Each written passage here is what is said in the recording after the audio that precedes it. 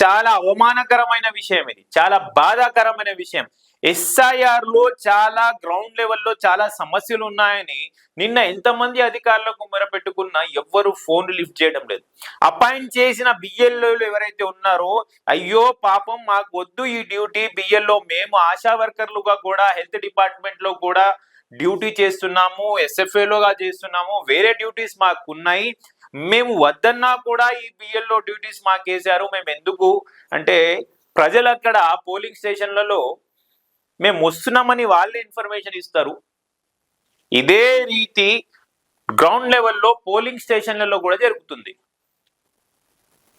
సరే, ఎందుకు ఇట్లా పోలింగ్ బిఎల్ఓలు చేస్తున్నారా అని అర్థం కాలేదప్పుడు 10 గంటలకు వస్తాం, 9 గంటలకు వస్తామని బిఎల్ఓలు చెప్పి 10:30 గంటలు, 11 గంటలు, 12 గంటలు, 1 గంటకి బిఎల్ఓలు వచ్చారు నిన్న.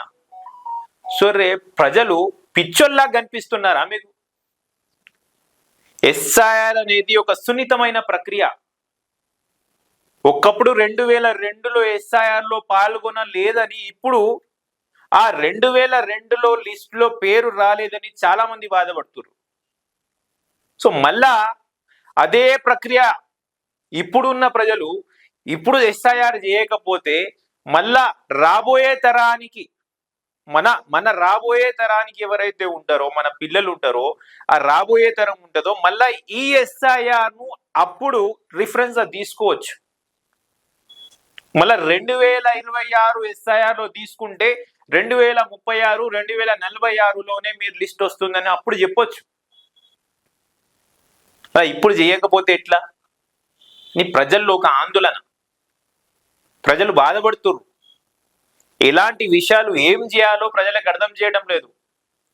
ఇంతటి ఎండలో పోలింగ్ స్టేషన్లోకి పిలిచి ప్రజల్ని 9 గంటలకి రావాలని పిలిచి ప్రతిరోజు వాళ్ళు వెయిట్ చేస్తుంటే డైలీ వేజ్ ఎర్నర్స్ ఉన్నారు, కూలీ పని చేసుకొని బ్రతికే వాళ్ళు ఉన్నారు, మేస్త్రి పని చేసుకొని బ్రతికే వాళ్ళు ఉన్నారు. చాలా మంది వాళ్ళ కూలీలు వదులుకొని పోలింగ్ స్టేషన్ కి వచ్చి కూర్చుంటే బిఎల్ఓలు మాత్రం అక్కడ ప్రత్యక్షం అవుతలేరు. వచ్చినా కూడా మేము ఇద్దరినే వస్తాం,